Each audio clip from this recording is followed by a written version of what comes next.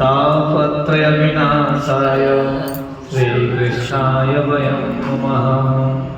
कस्तूरीति ललाटपटले वक्षस्थले कौस्तुभं नासाग्रे वरिमौक्तिकं करतले वेणुकरे कङ्कणं सर्वाङ्गे हरिचन्दनं सुललितं कण्ठे च मुक्तावली गोपस्त्रीपरिविष्ठते विजयते गोपालचूड़ामणि। बोल गणेश भगवान की श्रीमद्भागवत महापुराण की जय। आइए, नारद जी बड़े उत्साहित हैं। सनकादिकों के द्वारा श्रीमद् भागवत का पारायण बद्रीनाथ में कर रहे हैं और श्रवण करके नारद जी भी खुश हो गए। नारद जैसे महात्मा और भक्त के प्रवाह करने वाले, उनको चिंता हुई तो उन्होंने भागवत का श्रवण किया, भक्ति भी नाची और साक्षात भगवान ही प्रकट हुए। अब इस भागवत की जो महत्ता है, सप्ताह पारायण की, अब कहते हैं सनकादिक कि आगे जो कथा कहने जा रहे हैं उसका भी बहुत बड़ा महत्व है। इसका कथा का क्या महत्व है? बोली नारायण भगवान की जय। ओम कृष्णाय वासुदेवाय हरे परमात्मने प्रणतः क्लेशनाशाय गोविन्दाय नमो नमः। अत्र ते कीर्तिमिष्याम इतिहासं पुरातनं यस्य श्रवणमात्रेण पापहानि प्रजायते। नारद जी, अब हम तुम्हें इस विषय में एक प्राचीन इतिहास का सुनाते हैं, उसके सुनने से ही सब पाप नष्ट हो जाते हैं। तुंगभद्रा तटे पूर्वं भूतमं नमोत्तमं यत्र वर्णा स्वधर्मेण सत्कर्म तत्परः। और पूर्व काल में तुंगभद्रा नदी के तट पर एक अनुपम नगर बसा हुआ था। वहाँ सभी वर्णों के लोग अपने अपने धर्मों का आचरण करते हुए सत्य और सत्कर्मों में तत्पर रहते थे।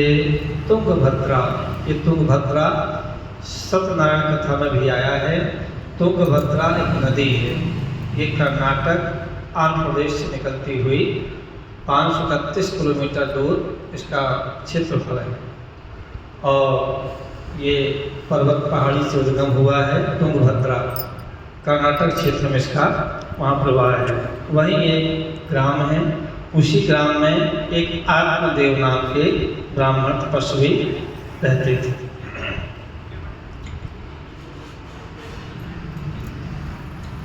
आत्मदेवापुरे तस्मिन् सर्ववेद विशारदः श्रौतिस्मार्तेषु निष्णातो द्वितीय इव भास्करः। उस नगर में समस्त वेदों का विशेषज्ञ और स्रोत स्मार्त कर्मों में निपुण एक आत्मदेव नामक ब्राह्मण रहते थे। वे साक्षात दूसरे सूर्य के समान तेजस्वी थे।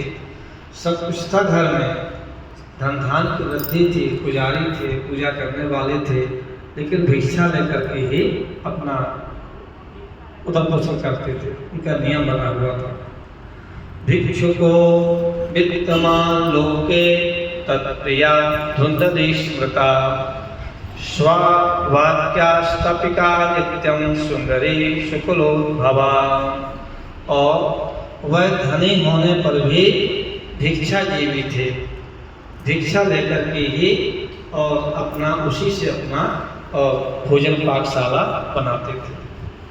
उसकी प्यारी पत्नी धुंधली कुलीन सुंदरी होने पर सदा अपनी बात पर अड़ जाने वाली थी।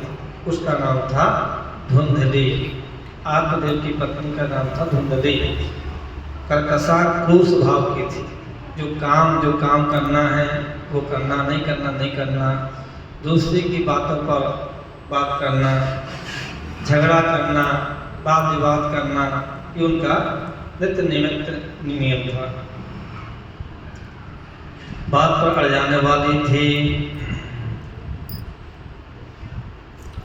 लोक वार्तारता क्रूरा प्रयासो बहुजी जिल्पिका शूराचा ग्रह कृत्येषु कृपणा कलह प्रिया। और भी देखिए, उससे लोगों की बात करने में सुख मिलता था। स्वभाव था क्रूर, प्रायः कुछ न कुछ बकवाद करती रहती थी। गृह काल में कृपण थी और झगड़ालू प्रवृत्ति की थी।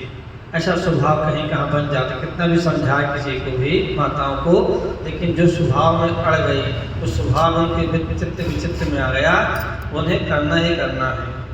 तो झगड़ालू प्रवृत्ति की थी और वाद विवाद करने वाली थी, कलह मचाने वाली थी, घर में अशांति लाने वाली थी। एवं निवसतो प्रेमणा दंपत्यो रमणयोः अर्था कामस्तयोरासन्न सुखायं गृहतादिकम्। इस प्रकार ब्राह्मण दंपति प्रेम से अपने घर में रहते और विहार करते थे। उनके पास अर्थ और भोग विलास की सामग्री बहुत थी, घर द्वार भी सुंदर थे, परंतु उससे उन्हें सुख नहीं था। पश्चात धर्म समारब्धा स्थाभ्याम संतान हेतवे गोभूहिरण्या वासांसी दीनेभ्यो यक्षिता सदा।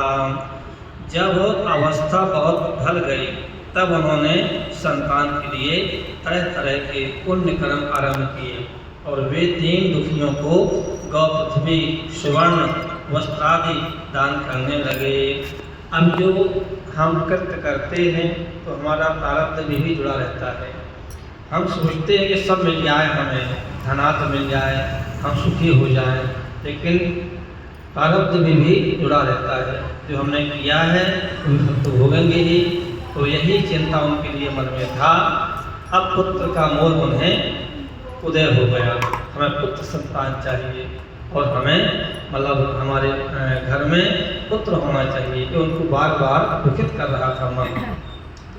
धनार्था धर्म मार्गेण ताभ्यां नीतं तथापि च न पुत्रो नापि वा पुत्री तश्चिन्तां तरुतुरो प्रसाम। और इस प्रकार धर्म मार्ग में उन्होंने अपना आधा धन समाप्त कर दिया, पुत्र प्राप्ति के यज्ञ, हवन, पूजा पाठ आदि। तो भी उन्हें पुत्र या पुत्री किसी का भी सुख देखने को नहीं मिला। इसलिए अब ब्राह्मण बहुत ही चिंता तो रहने लगे। एकदा साधुजो दुःखात् गृहं कृत्वा वनं गता मध्याह्ने दिशतो जातस्त्रांगं स्वपृष्ट्यापान्। एक दिन वही ब्राह्मण देवता बहुत दुखी होकर घर से निकलकर वन की ओर चल रही। दोपहर के समय उसे प्यास लगी, इसलिए वे एक तालाब पर आ गए। पीत्वा जलम निश्चलस्तो प्रजा दुःखेन कर्षिताः मुहूर्तादपि तत्रैव सन्यासी कश्चिदागतः।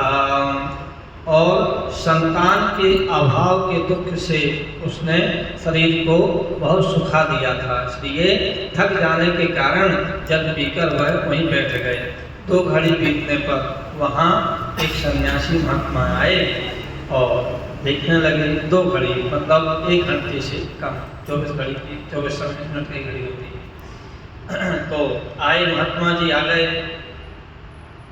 दृष्ट्वा पीतजलं तु विप्रो यापस्तन्तिकं नत्वा च पादयोस्तस्य निःश्वासं ससतात् पुरः। और जब ब्राह्मण देवता ने देखा कि वे जल पी चुके हैं, तब वे उसके पास गए और चरणों में नमस्कार करने के बाद सामने खड़े होकर लंबी लंबी सांसें लेने लगे। एक महात्मा को देखा आत्मदेव ने नमस्कार किया, प्रणाम किया। बोले कि हमारा रास्ता मिल जाएगा, महात्मा जी आए हुए हैं और देख करके प्रणाम कर गया। ऋषिर्वा यतिर्वाचो कथम रोदसी विप्लवम काते चिंता भरीयसी वदत्तम सत्परम मह्याम स्वस्य दुःखस्य कारणम। सन्यासी ने पूछा, कहो ब्राह्मण देवता, रोते क्यों हो?